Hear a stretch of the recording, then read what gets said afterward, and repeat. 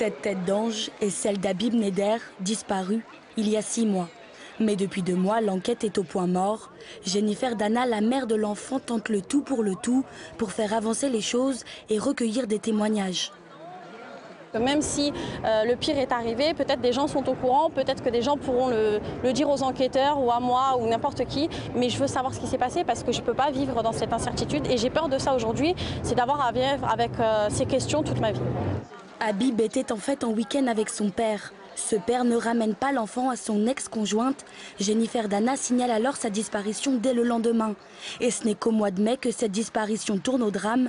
Le corps du père est identifié. Il est retrouvé sans tête dans la rivière Ariège. L'enfant, lui, reste introuvable. Aucune trace de poussette ni de jouet. Pour Julien, lui-même séparé de son fils, cela relève de l'enlèvement. L'histoire de Jennifer se rapproche exactement pareil que la nôtre, c'est-à-dire qu'elle crie au secours, elle tire 10 000 fois la sonnette d'alarme, personne ne veut l'entendre, personne ne veut croire à un enlèvement. Chaque année, 40 000 disparitions de mineurs sont déclarées, mais depuis 2006, seule une quinzaine d'alertes enlèvement ont été déclenchées.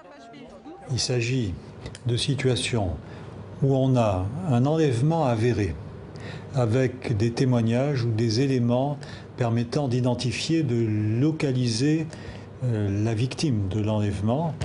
Il faut naturellement qu'il s'agisse d'un mineur et peser très soigneusement les avantages et les risques de déclencher cette alerte enlèvement. Le parquet de Toulouse devrait recevoir Jennifer Dana dans quelques jours.